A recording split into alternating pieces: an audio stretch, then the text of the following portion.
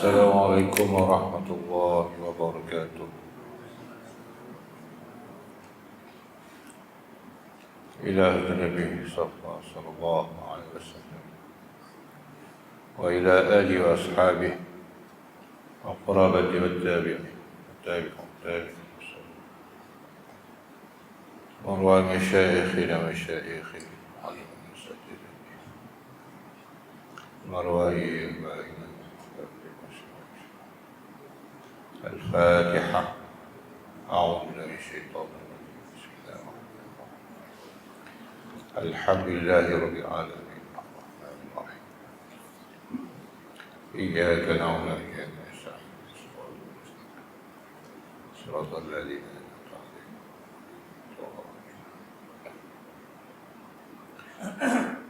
بسم الله الرحمن الرحيم. الحمد لله رب العالمين والصلاة والسلام على أشرف الأنبياء والمرسلين وعلى آله وصحبه أجمعين. سبحانك لا علم لنا إلا ما علمتنا إنك أنت العليم الحكيم. رب اشرح لي صدري ويسر لي أمري واحلل عقدة من لساني يفقهوا قولي. وقال المؤلف رحمه الله تعالى ونفعنا به وبعلومه في الدارين آمين.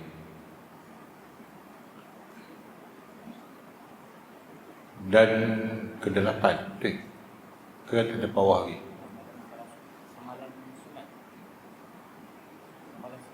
Sunat lah, masuk sana lah. Tak tanda.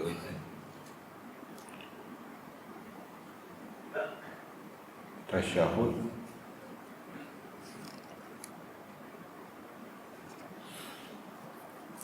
Adapun sunat hayah betul. Abang tak masuk hayah ni.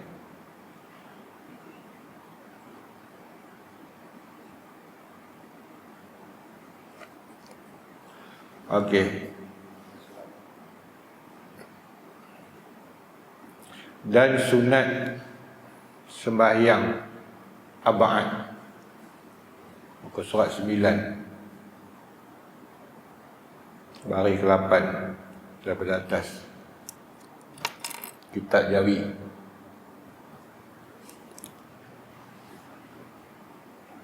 Ayat dia tu ringkas. Dan sunat sembahyang yang ab'ad, kena ada yang tu baru nampak dia punya ibarat tu. Okey.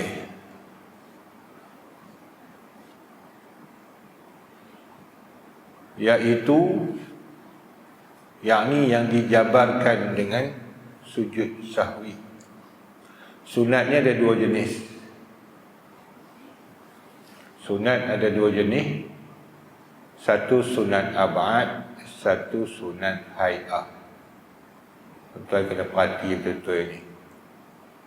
Sebab salah langkah daripada ab'ad dan juga hay'ah, bila dia sujud sahwi batal sembahyang dia. Jadi sujud sahwi ni dulu, sebelum kita pergi, sujud sahwi ni dia sunat je kan. Dia sunat, dia bukan wajib. Banyak orang Melayu faham sunat sujud sahwi itu wajib. Bila lupa je kena sujud sahwi. Tinggal tahiyat je sujud sahwi. Dia mesti kata tak sujud sahwi orang bising. Dia kata tak sah main subuh. Sujud sahwi itu sunat. Jadi pesan saya pada imam-imam, kalaulah dia terlupa, aku salah ni kena sujud sahwi ke tak? Kena sujud, tak payah sujud sahwi. Sebab kalau dia sujud sekarang kena tak betul, batal sembahyang. Kalau dia tak sujud, tak batal, cuma tak dapat sunat lah. Itu dia. Kena faham betul tu. Banyak orang dia celaru dalam bab ni. Dan sunat sembahyang yang ab'ad, iaitu yang dijabarkan dengan sujud sahwi. Mana yang disunatkan sujud sahwi, mana yang disunatkan sujud sahwi, maka sunat itu dikenali sunat ab'ad. Sama ada sembahyang fardu atau sembahyang sunat pun sunat sujud sahwi. walaupun tarawih, walaupun witir. Okey. Walaupun dia semayang apa? Semayang qabliyah ba'diyah, dia tersilap. Dia tersilap sunat sujud sahwi. Contoh tersilap, dia terlupa rakaat. Aku tadi baca surah apa? Ni rakaat kedua ke pertama? Ya, sebenarnya sunat ba'diyah. Ya, dia pun tambah satu rakaat lagi. Lepas tu kena sujud sahwi sunat. Orang sebelah heran, apa hal orang ni? Semayang sunat ke semayang apa dia sujud sahwi? Ke semayang hajat dia kan? Pening. Okey, 8. Apa yang 8 tu? Sujud sahwi, perkara sunat ab'ad yang sunat sujud sahwi ada 8. Pertama, tasyahud awal, itu sunat ab'ad. Tasyahud awal tu sunat ab'ad. Kalau tinggalkan, sunat sujud sahwi. Dan keduanya duduk bagi tahiyat awal. Dia asing tu. Ya, baca tahiyat tu duduk sunat.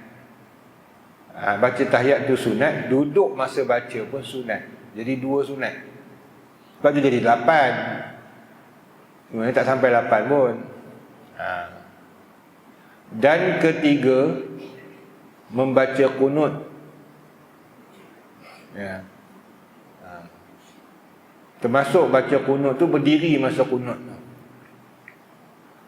Dan keempat, berdiri baginya. Keempat, qunut, berdiri bagi qunut. Jadi 4 lah, patutnya 2 je tu. Bagi kita faham lah, tahiyat duduk, tahiyat berdiri pula. Qunut duduk, diri takkan duduk pula. Kita akan berkata kan, sama lah. Jadi 4, tu yang jadi 8. Dan kelima, membaca selawat atas Nabi SAW. Dia pecah tu benda tu. Kalau kita belajar dulu tak ada pecah. Apa yang sunat sujud sahwi, apa yang kata sunat ba'd, tahiyat awal, tahiyat akhir. Tahiyat awal dengan qunut 2. Lepas tu bacaan Allah Sayyidina Muhammad wa ali Muhammad dalam tahiyat akhir. Sikitlah hafalnya. Tapi bila dia pecah jadi banyaklah. Selawat dia asingkan. Tahiyat dia tu selawat. Sebenarnya dia lain. Kita baca sekali lah. Ya, asyhadu an la ilaha illallah wa asyhadu anna Rasulullah. Allahumma salli ala sayyidina Muhammad wa ala ali sayyidina Muhammad. Kita sambung kan. Tapi sebenarnya kiraan dia asing. Baca je sekali. Apa faedah dia asing kan? Ada faedah. Takut orang tertinggal. Takut orang tertinggal baca. Macam mana nak ukur? Selawat atas Nabi SAW, kemudian daripada tasyahud, lepas habis baca tahiyat, sunat selawat pula. Tu pun sunat ab'ad. Dan keenam, selawat atasnya, atas Nabi SAW, kemudian daripada qunut. Itu yang jadi salah fatwa. Ya, dulu. Orang dulu pergi Mekah. Ya, tengok Tok Imam ni tak baca qunut. Balik dia tanya ustaz dia. Mutawif, dia tak panggil mutawif, dia panggil Syekh Haji. Sampai tahun 90-an masih lagi Syekh Haji. Masuk 90 ke atas, pembimbing haji. Ketua lah dia panggil. Lepas tu datang mutawif ni gelaran baru. Dulu Syekh Haji, Syekh Haji tu alim kalau ikutnya dulu. Jadi ustaz ni ditanya dia, kita tak baca qunut, macam mana nak baca qunut ni kan? Dia baca qunut, kita tak. Sedangkan dalam mazhab Syafi'i, kalau Tok Imam tak baca qunut, sunat bagi makmum selepas daripada tahiyat akhir, dah bagi salam dah Tok Imamnya, Assalamualaikum warahmatullahi wabarakatuh, sunat kita sujud sahwi. Kita tak baca qunut. Walaupun dia mazhab yang tak baca, dia anggap dia macam lupa lah, hukum lupa. Maka kita yang sujud sahwi sebab tak baca kunut tadi. Dia kata tak apalah, tak payah sujud sahwi, kata dia. Baca kunut pendek, kata dia. Macam mana kunut pendek? Dia kata baca sekerat lah, mana yang dapat. Kurang tepat. Dan tak tepat lah. Sebab apa? Sebab dalam kunut tu jadi selawat. Contohlah, Allahumma hdini fiman hadait, wa'afini fiman afait, wa tawallani fiman tawallait. Allahu Akbar, dia rokok, dia sujud dah. Dia pun ikut imam sujud. Dia tak ada selawat. Tak menepati jugalah. Tak menepati hukum tu. Jadi, apa nak baca kunut pendek ni? Syarat kunut apa? Adakah mesti berlafaz dengan lafaz Nabi SAW? Tak. Syarat kunut pujian bagi Allah, kemudian doa, kemudian sambung dengan selawat. 3 je. Pujian, kemudian doa, kemudian selawat. Jadi doa kunut pendek ni bukan yang orang buat lawak kan. Kunut panjang kan, kunut dia kata. Kunut pendek, kunut. Tu bukan, tu lawak. Kunut pendeknya apa sahaja yang saya sebut tadi. Terpulang tuan-tuan nak baca apa. Ada pujian, ada doa, ya, dan ada selawatnya. Walaupun ayat Quran, boleh diniatkan kunut. Contoh, Allahumma ghafirli ya ghafur. Itu ayat Quran. Allahumma tu pujian, ighfirli tu doa, ya ghafur tu pujian. Ya, cukup lah. Kemudian wassallallahu ala sayyidina Muhammad. Habis, itulah kunut. Jadi kalau kita semayang Mekah, bacalah kunut tu. Bukan susah pun. Allahumma ghafirli ya ghafur wassallallahu ala sayyidina Muhammad. Dengan niat kunut. Sempatlah kita baca. Dia antidal lama juga. Kalau di Madinah lagi lama.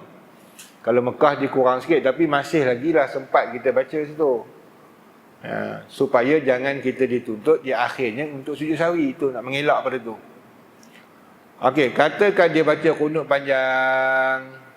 Macam mana? Kemudian tak sempat rokok dengan imam. Ya, dia baca kunut. Boleh lagi. Tiba-tiba imam dah sujud, dia tak turun lagi. Imam angkat kepala daripada sujud, dia baru nak pergi sujud. Batal semayang dia. Sebab apa? Sebab dia sengaja mengambil yang sunat, dia tinggalkan rukun, iaitu ikut imam. Jadi kena tinggal yang sunat. Kalau dia nak baca, biarlah dia sempat untuk sujud sama imam. Allahumma ghafirli ya ghafur wa sallallahu alaihi wasallam Muhammad. Elok dia tunduk Allahu Akbar, sujud, imam pun bangun Allahu Akbar, duduk antara sujud. Tak apa dah. Sah ikutnya. Okey. Jadi kunut pun nak selawat dia. Kunut dan selawat. Jadi kunut pendek, kunut sekerat tak boleh lah. Kunut sekerat tak ada. Dia tak menepati sebab dia tinggalkan selawat. Kalau dia ikut je imam Mekah tu, dia tak buat kunut, sampailah dia tak bagi salam, dia pun tak buat sujud sahwi. Hukum dia tak dapat sunat je. Bukan tak sah. Kena ingatlah benda sunat dalam semayang. Jangan sebab kunut jadi bergaduh. Ya. Tapi jangan pula saja-saja tak baca kunut, makruh. Makruh lah dia sunat muakkad. Sunat abad ni sunat ganti dengan sahwi. Maknanya dia tuntut sungguh. Kalau terlepas pun kena sujud sahwi. Maka siapa tinggalkan kunut pada mazhab kita makruh. Buat apa buat kerja makruh lah semayang. Jadi-jadilah buat makruh di luar. Semayang pun pula buat makruh, buat apa? Ya. Tapi kalau kata terlupa, dia pun tak sujud sahwi, lantak dia lah. Ya. Imam tak sujud sahwi lah, Allah saya pun lupa tadi. Saya ingat settle lah. Rasanya dah baca dah kunut, saya tak sujud sahwi. Tak apalah, imam tak ingat. Orang ada ilmu senang. Dia bising ada kopi lah. Wahabi dah rasanya tak imam ni. Kunut tak buat, dah tak sujud sahwi pula. Kata. Sudah, gaduh lah pula kan. Okey. Yang pesen tak nak kunut pada juga. Wah, tu penat makmum ni. Makmum yang dia rasa dosa kalau kunut. Ya. Atau makmum yang selesa, dia kata kalau tak ada kunut lagi bagus pada ada kunut. Dia taklah kata baca kunut tu sesat. Dia tak kata gitu. Tapi dia kata tinggal lagi bagus dia. Dia pula buat ketetapan. Adakah Nabi cakap itu? Kalau kata ikut Nabi lah, pernah kan Nabi kata tinggal kunut lagi bagus? Yang mengatakan tinggal kunut lagi bagus tu siapa? Ulama' mana? Sebenarnya tak ada. Cuma ulama' berkhilaf. Ada pendapat kata sunat kunut, mazhab Syafi'i. Dan sunatnya ab'ad. Kalau tak baca kunut subuh tu, ya, sunat sujud sawi. Ada yang kata kunut tu wajib. Tuan-tuan ingat? Siapa? Imam Malik. Bagi dia tak baca kunut tak boleh, dosa. Tapi sah mayang. Imam Malik. Kunut dia tak sama kita, kunutnya panjang. Dia macam kunut nazilah tu. Abi Hanifah kata tak ada kunut, melainkan kunut nazilah sahaja. Tak ada kunut, tapi tak ada orang kata tak ada kunut tu lagi bagus daripada ada kunut. Dia tak nak kata gitu, dia kata pada kami tak ada kunut. Tak ada langsung. Ahmad bin Hanbal pun bersetuju dengan Abi Hanifah, dia kata tak ada kunut. Dia berpegang pada hadis. Kata Nabi kunut sebulan tu, lepas tu tak kunut lah. Berpegang hadis tu. Imam Syafi'i pegang hadis lain. Hatta faraqal hayat, faraqad dunya, hadis tu. Hadis tu bukan Bukhari Muslim, sebab tu dia memang tak pegang. Hadis tu riwayat, saya pun lupa dah, Nasa'i kata silap. Jadi ataupun Daraqutni atau Tabrani. Betul tak? Dia kira macam ulama hadis yang ke bawah-bawah ni, tak berapa kuat. Jadi dia pun tak mau pakai lah. Tapi tidak boleh kita kata siapa yang kunut tak apa elok, lebih baiklah tak payah kunutnya. Itu siapa yang fatwa. Kalau dah pegang pada mazhab Syafi'i, maka kunut tu adalah dituntut kuat. Siapa berpegang pada Maliki, tak ada. Dia kata wajib, terus je. Siapa pegang pada Abi Hanifah, tak adalah kunut. Tak payahlah kata kunut kamu tak bagus, kunut aku tak buat kunut ni bagus. Tak ada tuntutan hukum gitu. Sampai dia menyampah untuk imam baca kunut. Pasal dia belajar, tak ada kunut, Nabi tak buat. Tak ada masalah macam tu. Kunut ni bahas sampai bab kunut ni. Dia kata kalau Imam Syafi'i hidup balik, dia kata Imam Syafi'i akan tukar, ubah fatwa tu. Sebab Albani kata hadis yang Imam Syafi'i bawa tu sebagai dalil kunut tu hadis sangat lemah, dhaif. Jadi kalau Imam Syafi'i hidup balik, Imam Syafi'i akan ubah fatwa tu. Tu ada budak kata gitu. Dia ambil pahaman mana tu? Ni pahaman yang ambil pada kaum muda ni. Orang sekarang terpengaruh. Kita mesti pulang kepada Quran dan hadis. Balik pada Quran hadis. Itulah salah seorang yang ikut Quran hadis sahaja. Jadi dia kata Imam Syafi'i akan ubah balik fatwa. Kalau Imam Syafi'i hidup balik takdirnya, bukan dia yang ubah fatwa, dia kata kunut ditinggalkan. Kamu yang kena mengaji dengan dia, terin. Kamu yang kena menadahkan dia. Semua ulama' ni kena balik rujuk dengan dia. Dia mujtahid mutlak. Kamu akan kena balik tanya pasal apa kamu tak kunut dengan dia. Bahas. Mampuslah kamu. Dia akan keluar dalil hujah dia. Sekarang ni dia dah mati. Tak ada siapa nak boleh hujah benda tu. Kamu bersedaplah cakap kat atas orang mati. Dalil Imam Syafi'i tak kuat. Dalil kamu, dia dah mati. Boleh kamu cakap gitu. Cakap hidup lagi. Kamu kena mengaji daripada A sampai Z dengan dia. Punya bongkak tu tanya orang sekarang. Dia berasa dia ada mengaji BA, master bahagian hadis, dia dah alim dah. Imam Syafi'i pun dia condemn. Imam Syafi'i nak kena belajar dengan Albani balik. Kalau Imam Syafi'i ada takdirnya, Albani itu tak diiktiraf langsung. Jauh bagaikan bumi dengan langit ilmu Imam Syafi'i dengan Albani. Yang kata tempat rujuk dia pun dia kata pakar hadis mutakhirin tu. Jauh sangat-sangat jauh. Imam Bukhari pun mengaji dengan anak murid Syafi'i. Orang kata tengin tu payah tuan-tuan. Dia tak baca tu reiteran tu. Anak murid Imam Syafi'i. Imam Bukhari tu mengaji dengan anak murid Imam Syafi'i. Kalau ada Imam Syafi'i, dia tak mengaji Imam Syafi'i. Kalau dia sempat dengan Syafi'i, dia tinggal lah semua hadis dia mengaji Imam Syafi'i. Dia akan ambil riwayat Imam Syafi'i sebab dia tak sempat. Payah. Dengan orang tak reti ni payah, dia rasa reti. Buat tuan-tuan, kunut jangan duk rasa hadis kami tak kuat, kita pegang mazhab Syafi'i.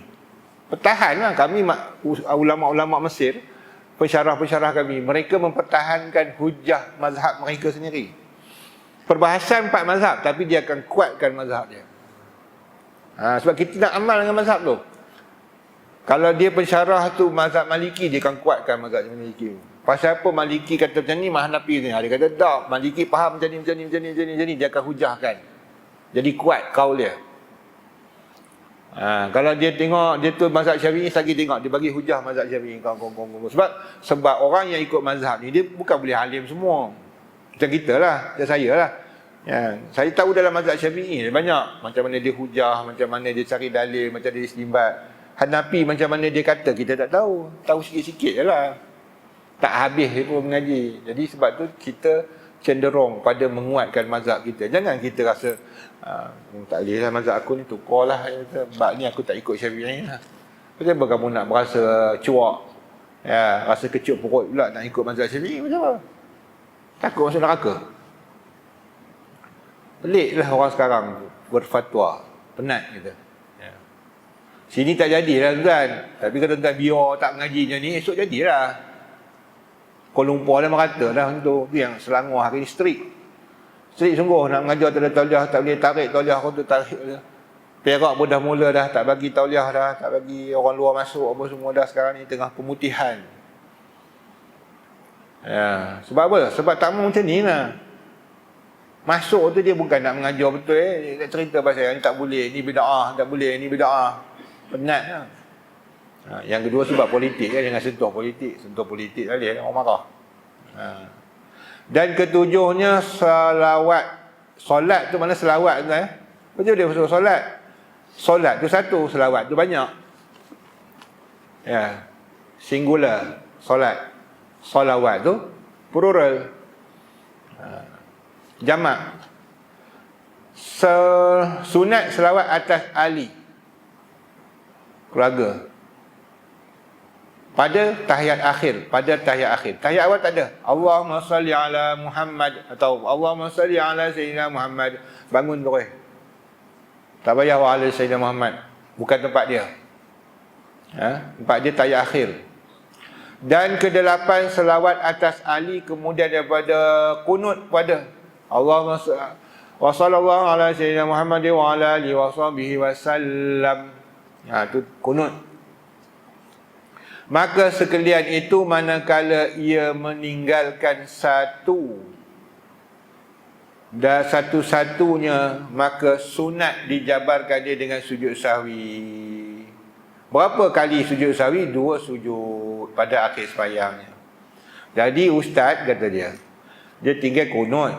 Lepas kunut dia tak berdiri lah kata dia. Dia cerita lain. Duduk dengan berdiri itu cerita lain. Ada orang dia baca kunut sampai duduk, tak boleh lah. Walaupun dia baca, duduk tu yang kena sujud sahwi. Jadi dia tinggal kunut. Lepas tu dia tinggal selawat dalam kunut. 2 lah ustaz. Jadi 2 sujud sahwi, dia 4 lah dia. Macam mana tuan-tuan? Kalau benda tu berlaku berasingan, sujudnya 2 kali.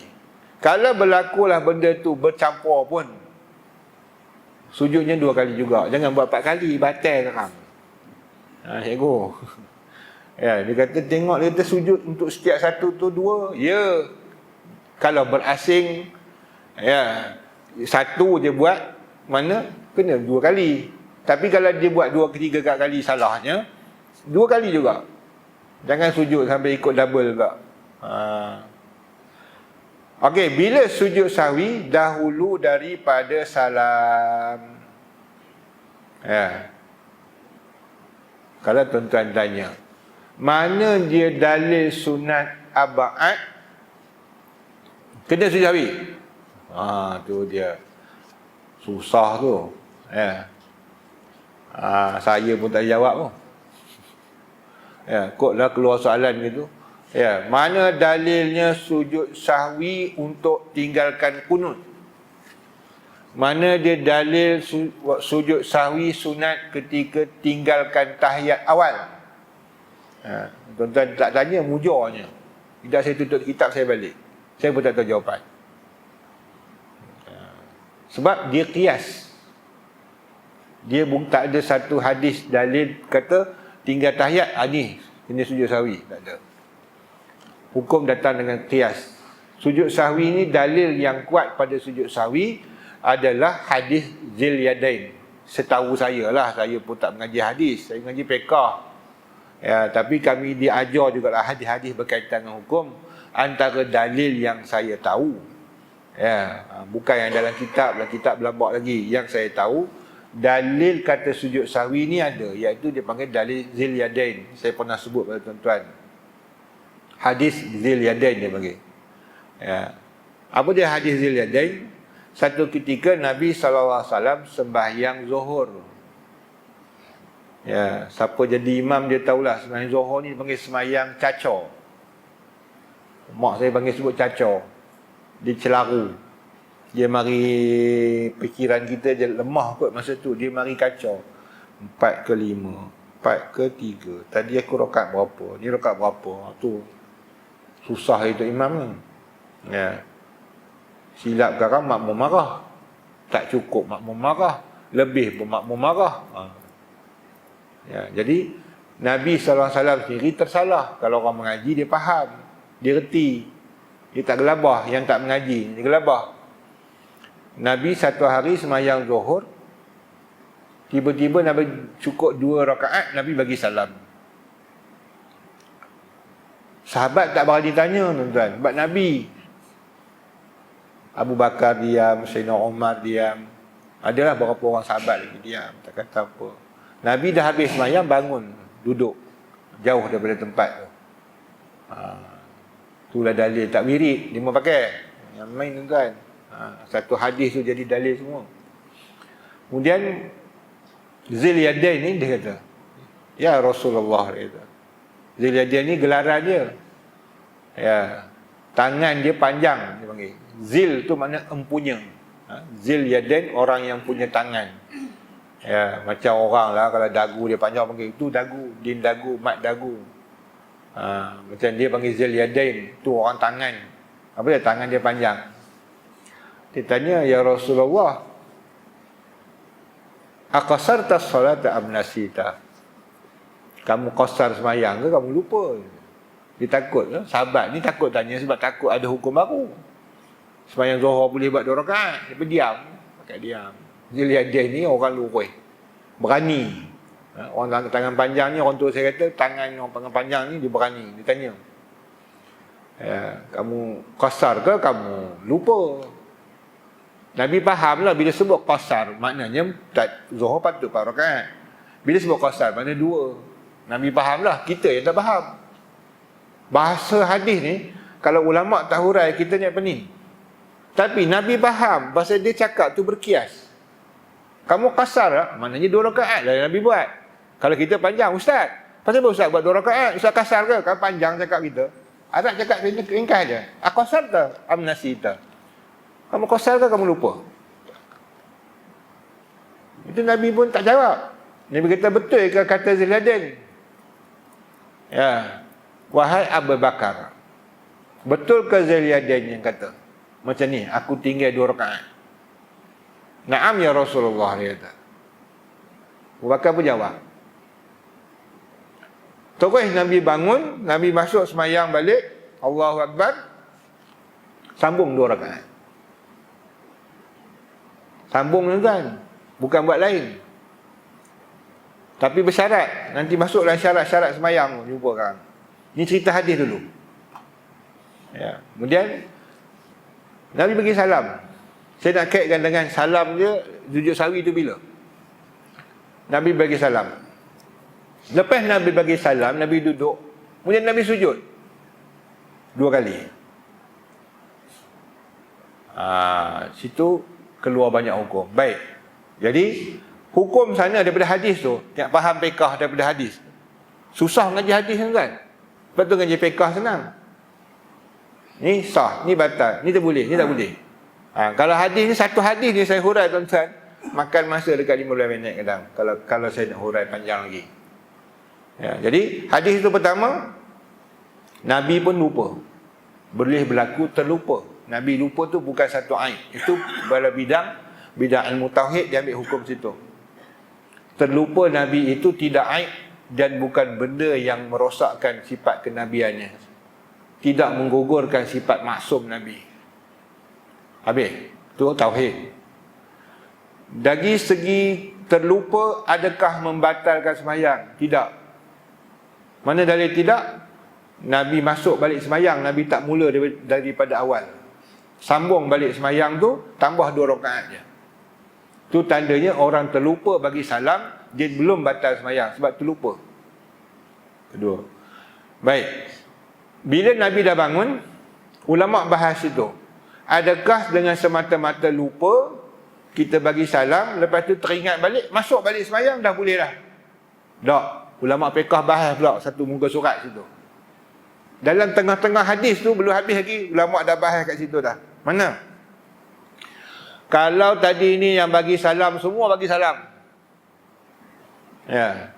Kemudian dah bangkit dah, buat sembahyang sunat apa dah pergi sembang kat luar ke, dah minum air dah, baru teringat. Mam, imam buat 2 rakaat je. Patutnya 4 rakaat. Ya ke? Ya. Tapi duk minum air. Ya. Betul dia tak bermoh kita sambung balik je kan. Tak boleh dah. Pasal dah minum air habis dah, tak boleh dah. Batal dah sembahyang. Faham? Macam tu hukum dia. Ulama fiqh yang tolong terang hadis tu, tuan-tuan. Kalau kita pakai sambung balik je lah. Mana tahu kan? Nabi sambung je lah. Kan?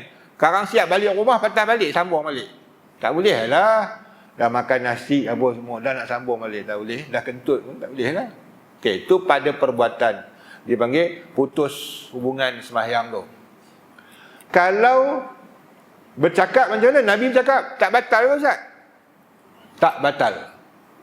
Sebab apa baca kata tak batal? Tak batal sebab dikira lupa. Baik, di situ juga ulama fiqh ambil berkata-kata dengan lupa tak boleh lebih 6 patah perkataan. Mana ulama fiqh ambil? Hadis mana? Kalau orang yang bidang hadis lah nak tanya lah, hadis mana yang kata 6 patah perkataan mazhab Syafi'i kata batal sembahyang. Kurang tak apa. Lebih daripada 6 patah tak boleh. Kalau terlupa sengaja itu batal dah. Kita dah bahas itu kan.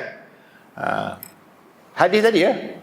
Dikira tu Nabi bercakap tak lebih 6. Zuliyadin cakap tak lebih 6. Cukup-cukup ya. Abu Bakar lagi dah 1 patah je, na'am. Maka dikumpulkan semua perbualan tadi ni, dia kata perbuatan tu 6 patah perkataan je, tak lebih. Maka fiqh pun letak, jangan buat lawan hadis. Maknanya kalau dia terlupa, bukan sengaja, 6 patah perkataan, batal sembahyang. Ya. Kalau sengaja, 2 huruf, dah batal dah. 1 huruf yang bagi faham pun dah batal dah, bercakap dalam sembahyang. Jadi tadi Nabi dah sembang, tak batal? Tak batal sebab dianggap lupa. 6 patah perkataan. Jadi kalau tadi ni tu imam, kita cakap 2 patah perkataan. Imam dah terlupa. Oh ya ke? Tak sampai 6 lagi. Sambung balik. Kalau saya tak jawab lah, saya angguk. Terus buat lah kalau mengaku. Baik. Yang kedua, tu dalam bab patah perkataan. Ketiga, kenapa tanya Abu Bakar? Kenapa tanya Abu Bakar? Terus dah ikut cakap Zuliyadin. Maknanya kesiqahan Nabi pada Zuliyadin kurang. Zuliyadin mengadu tu Nabi tak berapa yakin. Maka ditanya kepada Abu Bakar, betul ke? Betul. Bila Abu Bakar kata betul, barulah Nabi yakin. Yakin. Bila yakin, sebenarnya Nabi dah yakin, tahu dah. Tapi Nabi nak mengajar umat. Jadi yakin itu yang boleh buat keputusan, masuk balik dalam sembahyang. Tapi kalau tak yakin, lantak kamu lah. Contoh, Tok Imam ni Dia buat 3 rakaat. Yakin. Tiba-tiba jemaah cuit, Ustaz kurang 1 rakaat. Saya yakin dah 4. Mana pula 3 mika yang Khalid. Maka imam tu sah sembahyang dia. Kita yang tak percaya kat dia yang tak sah. Jangan ikut dia. Dia akan berlaku perbalahan antara makmum dan imam. Berijtihad sendiri. Imam kata cukup 4, makmum kata 3 je. Maka makmum kena tambah 1 rakaat, imam boleh bagi salam. Dia menentukan rakaat ni keyakinan diri, bukan ikut orang cakap. Sebab Nabi tak ikut cakap Zainuddin. Tapi oleh kerana nak terangkan benda tu yakin atas diri sendiri, maka ditanya pada Abu Bakar. Sebab Nabi dengan Abu Bakar memang Nabi yakin. Kecuali imam tu yakin pada orang tu, tapi tarah yakin kita tak sama Abu Bakar. Maka sebab itulah dia kata, kalau dia bagi tahu ya dan kita ada wah-wah dan kita teringat balik, ya aku salah, kita wajib ikut. Tapi kalau kita kata betul gaji ni, saya rasa saya cukup dah lah, tadi saya confirm lah, tak payah ikut lah. Dia tak boleh ikut orang, kena ijtihad sendiri. Dalam bab tu tadi Nabi tanya. Jadi sebab itulah akan berlaku. Imam boleh jadi kurang rakaat. Kita pun tasbih subhanallah. Subhanallah. Subhanallah. Dia kuat sikit geram kat imam tu. Tak imam tu tak tahu, nehin kata orang Perak. Sah lah sebenarnya, sah kalau imam tu yakin. Dia kata dia yakin dia cukup. Tidak sah bagi yang ikut dia kata imam tak cukup rakaat. Begitu juga berlebihan. Imam tambah 1 rakaat, kita yakin imam tambah, maka keyakinan kita tadi ni kita tak boleh ikut dia tambah. Sebab tak boleh tambah 5 rakaat sengaja, batal. Jadi tunggu di bawah. Habis tu di mana baca lah, imam tu biarlah kerja. Kami subhanallah 3 kali dah, belakang 10 kali, belakang lagi entah berapa kali, dia buat nihin je. Maknanya dia yakin. Kata dia jadi wahwas. Bila wahwas dia kena tambah 1 rakaat wajib pada diri dia. Pada kita tak. Sebab kita yakin dia telah menambah rakaat. Dua-dua semayang sah. Atas jalan ijtihad sendiri. Siapa yang rasa tak, adakah kita kena mufarakah? Adabnya tak payah mufarakah. Tunggu dia sampai dia turun. Dia dah tambah 1 rakaat, dia turun dan kita bagi salam sama dengan dia. Tapi kalau saya menyampah, saya nak bagi mufarakah juga, saya kata tak apalah, aku dah 4, dia 5, aku malas lah, aku mufarakah. Adakah makruh? Tidak. Adakah luput fajar jemaah? Tidak. Sebab kesalahan imam, makmum boleh mufarakah, tidak makruh. Boleh niat keluar daripada ikut imam. Sekalipun imam tadi tak baca kunut, dia geram, pasal baca kunut, dia pun mufarakah, boleh. Makruh tak? Tak makruh mufarakah. Sebab imam tu dah salah, meninggalkan sunat ab'ad. Okey. Jadi pasal apa? Tak habis lagi. Yang keempat, kenapa Nabi sujud sahwi lepas salam? Kalau orang pakai hadis saja, dia kata mana pula Nabi sebelum salam? Maka berlaku khilaf sana. Ada mazhab dia pakai zahir hadis Nabi, dia kata sujud sahwi lepas salam. Sebab dia bukan semayang. Bagi dia sujud sahwi itu bukan dalam semayang, dia di luar semayang. Kesalahan yang dibayar selepas habis semayang. Mazhab Syafi'i dia kata tak, mana boleh sujud sahwi di luar semayang. Sebab dia dituntut kerana meninggalkan perkara dalam semayang, maka tuntutan dia masih dalam semayang. Macam mana orang tinggalkan kunut, dijabir dia dalam semayang. Sebab bila dah habis semayang, fadilat dia lain lah. Habis semayang, fadilat dah lain. Kalau dia buat tadi ni, dia tinggal kunut, digantikan dengan sahwi, maknanya sahwi masih dalam semayang, fadilat dia hampir sama. Duduk dalam semayang, perbuatan tu masih ibadat semayang. Kunut yang ditinggal pun, kalau ikut dia tempat dia dalam semayang, maka sujud sahwi pun masih duduk dalam semayang, maka setara fadilat dia kuat. Tapi dah Assalamualaikum warahmatullahi wabarakatuh, baru nak sujud sahwi, dia dah jadi longgar. Macam kita wirid lah, macam hukum wirid. Tak payah buat lah, kata dia. Wirid pun cabut lari. Maka mazhab Syafi'i kata tak, sujud sahwi sebelum salam. Adakah Imam Syafi'i melawan hadis Nabi? Tu kalau orang jahil dia kata gitulah. Apa Imam Syafi'i ni? Nabi buat lain, dia buat lain. Tak. Imam Syafi'i guna kaedah Nabi terlupa. Kata mazhab Syafi'i, Nabi terlupa lagi sekali. Tadi terlupa 2 rakaat, jadi 4 rakaat jadi 2 rakaat. Kemudian dah sambung 2 rakaat, tiba-tiba lupa nak sujud sahwi, dah bagi salam, masuk balik dalam sembahyang, sujud sahwi 2 kali. Tapi tak ada sebutlah hadis tu Nabi salam semula. Itu ijtihad Imam Syafi'i juga, bererti tak payah sebut dah, sebab akhir salam tu adalah akhir sembahyang. Itulah cara ulama mujtahid berijtihad. Kalau kita tak mampu macam tu, tuan-tuan, ikut je lah. Dia kata sujud sahwi, sujud sahwi. Dia kata sebelum salam, sebelum salam. Kalau tidak kamu mengaji hadis, tak dan tuan-tuan, mengaji seminggu sekali, sebulan sekali, satu maghrib je, tak alim pun. Tak mahu je nak faham lawan Imam Syafi'i, tak mahu ya. Tak usah lah ada perangai. Baiklah ikut dia.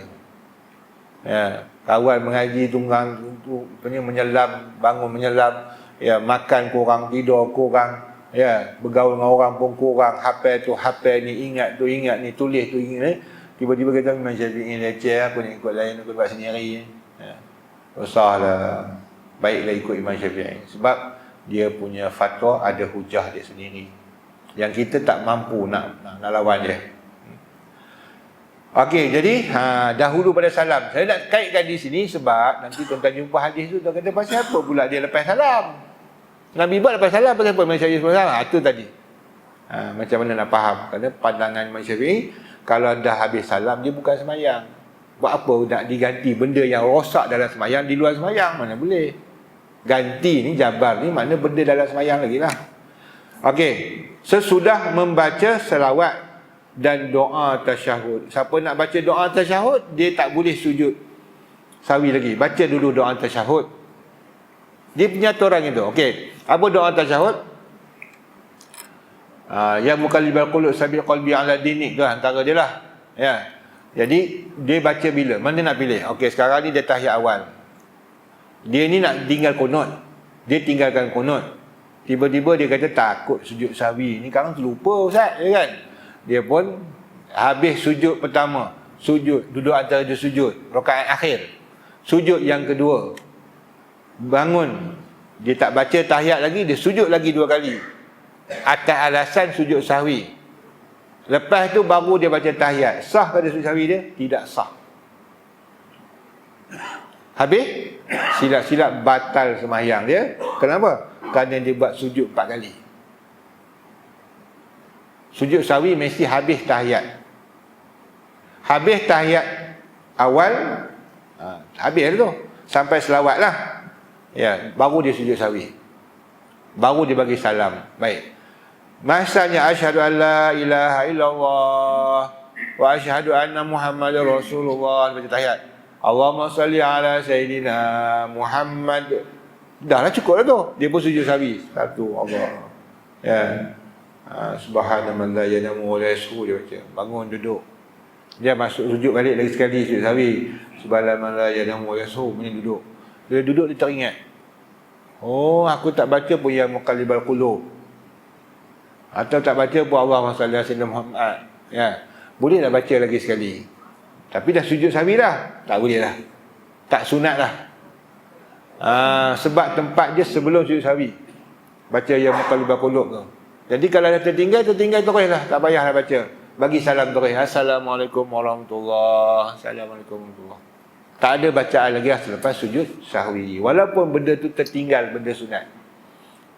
Itu dia nak habis tu. Selepas membaca selawat, selepas doa tasyahud. Kalau sebelum, tak boleh lah baca doa tu. Tak boleh. Dia tak boleh jadi. Taklah sampai batal. Tapi tak jadi. Buat kerja sia-sia lah. Kita baca tapi tak dapat apa. Wallahu alam. Dah masuk, baru masuk sunat hai'ah.